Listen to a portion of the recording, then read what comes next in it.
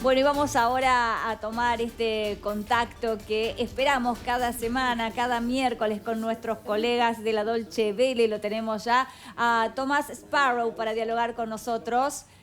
Tomás, ¿qué tal? Muy buenas tardes para vos. ¿Cómo estás? Y muy buenos días para todos ustedes. Aquí también con un clima espectacular, pero la entrada aquí es hacia el verano, no tanto en el otoño como Claro. ustedes. Bueno, nosotros vamos hacia el frío, lamentablemente los envidiamos un poco, por lo menos yo que soy del team verano, team calor.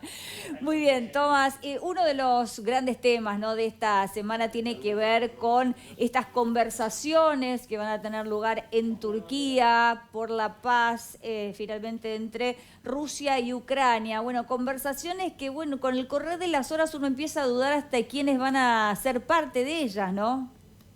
Claro, es que todavía no hay nada confirmado sobre estas conversaciones. Aquí en Europa están siguiendo muy de cerca todas las noticias que van saliendo sobre quién podría terminar participando en esas conversaciones y sobre todo cuál podría ser un resultado de esas conversaciones que le sirva a los diferentes países que están involucrados. Y ese es un tema fundamental también de discusión aquí en Europa, porque, claro, ya ha habido en el pasado intentos de discusión y también ha habido, por supuesto, intentos de cese al fuego.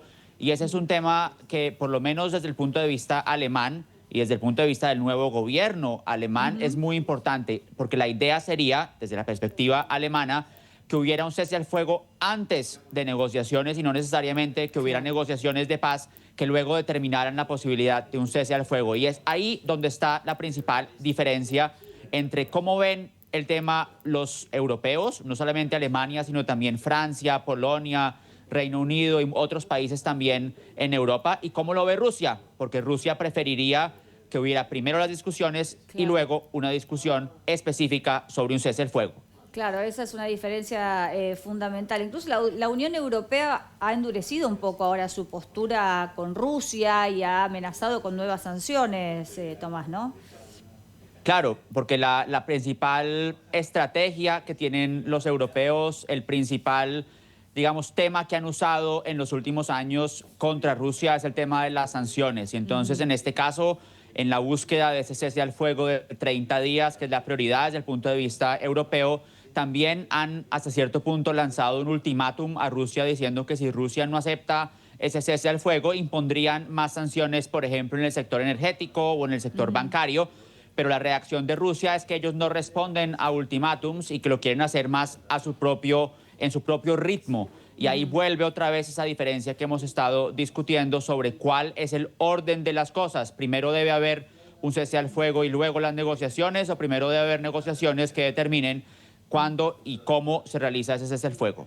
Sí, también da la sensación que hay un cierto conflicto en cuanto a quién puede ser el interlocutor, ¿no?, en estas conversaciones, porque, bueno, mientras que Zelensky está un poco más cerca de que Europa sea el interlocutor, parece que Putin últimamente lo ha posicionado mejor a los Estados Unidos y a Trump, que se está metiendo mucho en esta cuestión.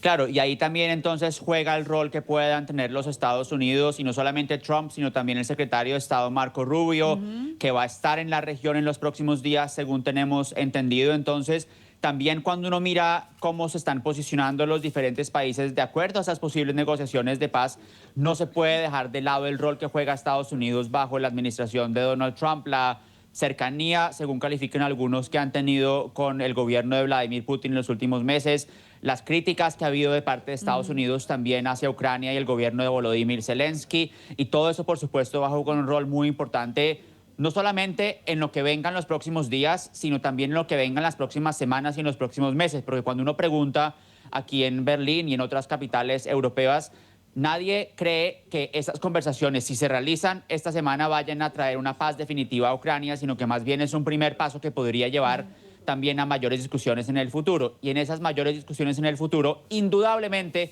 Estados Unidos va a jugar un rol fundamental.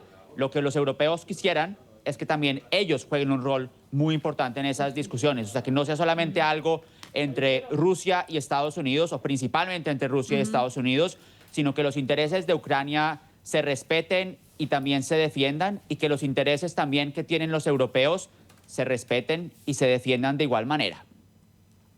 Estimado Tomás, Verónica Recia te saluda. Hay una declaración que hizo ahora el nuevo canciller, ¿no? Merz, que dice que la entrega de las armas a partir de ahora de Alemania a Ucrania van a ser en secreto, algo que había querido hacer incluso Olaf Scholz, pero que por las presiones mediáticas y por una cuestión de transparencia le ha resultado muy difícil durante su gestión.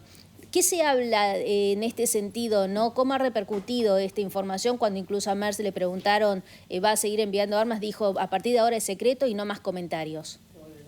Claro, ese es un tema difícil, un tema también controversial y tú mencionas la palabra clave que es transparencia, porque cuando se discute exactamente qué tipo de ayuda militar han enviado los diferentes países y qué impacto tiene esa ayuda militar, pues es una discusión que no solamente afecta a los países involucrados, sino que tiene también repercusiones más allá de las fronteras específicas de Ucrania, porque si, por ejemplo, Alemania envía cierto tipo de armamento a Ucrania, pues Francia u otros países europeos podrían enviar también algo que sea complementario y no necesariamente lo mismo que ya ha enviado a Alemania. Esa es parte de la discusión que se realiza aquí en Europa, pero también es claro que desde un punto de vista táctico, desde un punto de vista, digamos, del interés militar, pues hay quienes aseguran que un envío más secreto de los armamentos a Ucrania podría ser más efectivo porque si se hace público y transparente, pues es algo que podría también, digamos, llegar muy fácilmente a los oídos de militares rusos que podrían también adaptarse rápidamente. Entonces están esas diferentes posturas entre quienes consideran que debería haber transparencia, por un lado, y quienes, por el otro lado, consideran que un envío, digamos, más secreto o menos público también podría tener un impacto mayor cuando se trata de ese aspecto táctico militar. Ahora, Tomás, Zelensky, volviendo, ¿no?, a lo que puede pasar allí en Estambul, Zelensky a través de su asesor presidencial dijo que solo se sentará a negociar personalmente con Putin, pero ahora parece que Putin no va a participar de la reunión. ¿Esto podría hacer caer estas negociaciones de paz? ¿Y qué consecuencia puede tener esto, ¿no? Quizá el efecto contrario, un recrudecimiento de la guerra. Hay quienes analizan aquí en Europa que puede ser una estrategia también de Putin para no dejarse manipular, así lo están diciendo, por esas posiciones y esos ultimátums europeos. Pero por supuesto, desde el punto de vista ucraniano, el presidente Zelensky quisiera discutir sobre los puntos más importantes de la guerra y en particular sobre ese cese al fuego directamente con su contraparte rusa, es decir, Vladimir Putin, y no necesariamente con funcionarios de nivel más bajo. Eso podría ser interpretado desde un punto de vista ucraniano, incluso desde un punto de vista de los países que apoyan a Ucrania, como un bofetón, como una cachetada, como dicen en otros países latinoamericanos, hacia Ucrania y hacia los socios de Ucrania a nivel europeo. Es decir, la mirada también depende desde cómo se evidencia un lado o el otro de la guerra. Mientras Putin, como ya dije, quisiera principalmente sentarse a discutir otros temas y no necesariamente ese cese al fuego de 30 días, Zelensky, a través de sus asesores, también ha indicado que le gustaría poder discutir esos temas directamente con su contraparte, es decir, con Putin. Claro. De ahí también que los europeos, que han sido socios de Ucrania desde el comienzo de la guerra, que se han posicionado claramente del lado ucraniano, quisieran que cualquier tipo de negociación política incluya claramente los intereses de Ucrania, que incluya claramente las fronteras territoriales de Ucrania como estaban siendo antes de la guerra y que no necesariamente fueran cambiadas por la fuerza, o es decir, que ese cambio de la fuerza que se realizó cuando comenzó la guerra no quedara firmado en un acuerdo de paz. Esa es una de las principales preocupaciones que tienen los europeos, porque para los europeos, y es algo que el canciller anterior, Olaf Scholz, dijo varias veces, es algo que también el nuevo gobierno ha reiterado, es importante que no quede el precedente que las fronteras nacionales pueden cambiarse por fuerza por otro país. Tomás, dejando esta cuestión de la guerra de lado, quería preguntarte qué evaluación se hace a esta hora de los primeros días del nuevo gobierno, ¿no?, con Merz al frente después que logró formar este gobierno.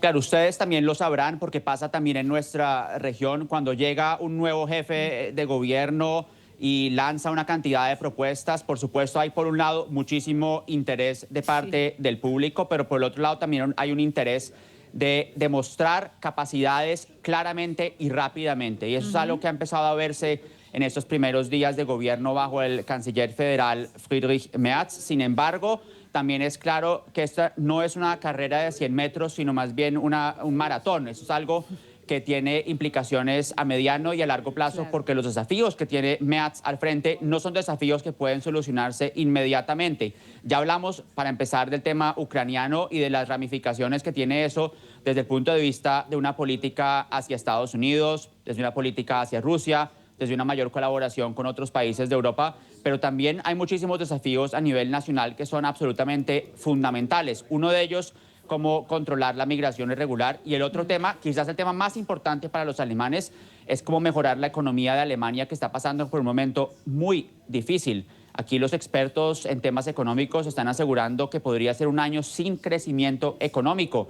Y si eso se confirma, incluso si hay una recesión, sería la primera vez desde la posguerra, es decir, la primera vez en la historia de la República Federal Alemana que habría 3 años consecutivos sin crecimiento económico. Y eso es algo que, por supuesto, Friedrich Merz, como nuevo canciller alemán, no quisiera dejar en su legado político. Claro. De ahí que el tema económico, que también, por cierto, es un tema muy importante en otras regiones del mundo, es fundamental para el nuevo gobierno alemán y un tema que están siguiendo muy de cerca los alemanes y, por cierto, también los europeos, porque Alemania, como bien saben, es considerada la principal potencia económica de Europa.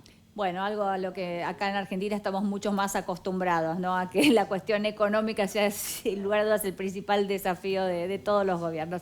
Tomás, bueno, nos reencontramos la próxima semana. Siempre un placer este momento de intercambio, ¿eh? Muchísimas gracias. El placer es mío y que sigan disfrutando de un buen clima allá en Argentina. Muchas gracias.